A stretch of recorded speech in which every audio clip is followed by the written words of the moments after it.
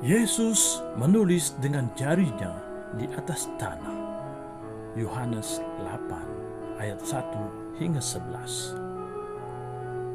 Tetapi Yesus pergi ke Bukit Zaitun.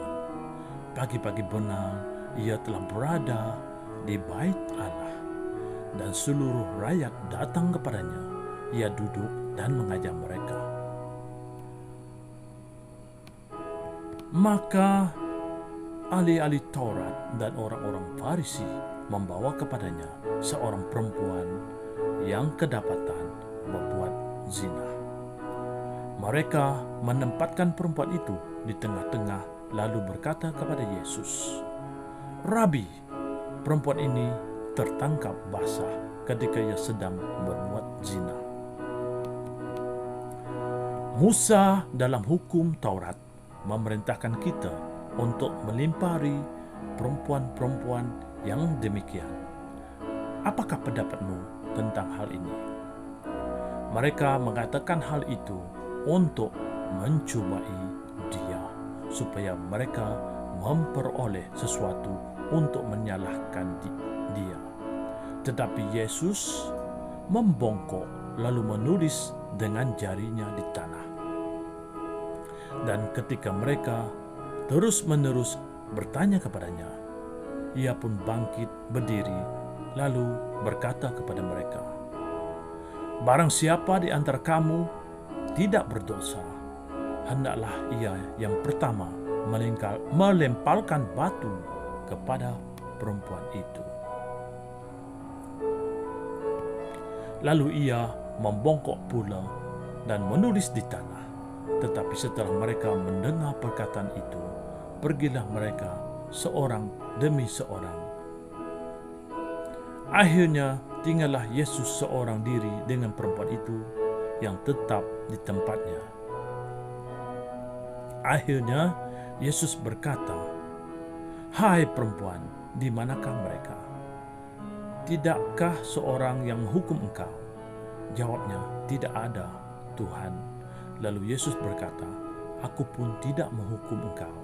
Pergilah dan jangan berbuat dosa lagi mulai sekarang." Pertanyaan yang kita perlu renungkan daripada peristiwa ini. Yang pertama, bagaimana seharusnya sikap kita dalam menghadapi kesalahan orang lain? Yang kedua, bagaimana pemahaman bahawa kita telah diampuni Tuhan boleh membentuk kisah kita kepada Tuhan dan juga kepada semua ataupun sesama kita. Di dalam peristiwa ini terdapat 3 kelompok yang bertikai antara satu sama lain. Yang pertama adalah ahli-ahli Taurat dan orang-orang Farisi. Mereka sengaja mencobai Yesus untuk menyalahkannya. Apa buktinya? Mereka membawa masalah kepada Yesus, padahal bisa diselesaikan sendiri karena ada bukti dan saksi. Kemudian mereka juga tidak membawa pasangan yang berzina. Yesus menghadapi dilema di sini. Jika mencegah perempuan itu untuk dilimpari batu, maka orang-orang yang mempersalahkannya karena tidak menuruti hukum Taurat. Namun, jika tidak mencegahnya, maka dia akan terlibat sebagai orang yang tidak mahu mengampuni kesalahan.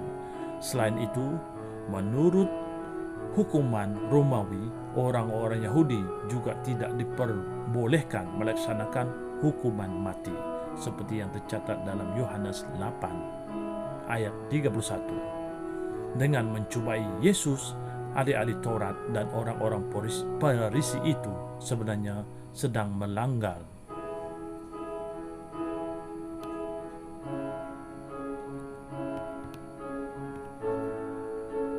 Untuk meresponi perkara tersebut, Yesus berkata, "Barang siapa di antara kamu tidak berdosa, maka hendaklah ia yang pertama melimpahkan batu kepada perempuan itu."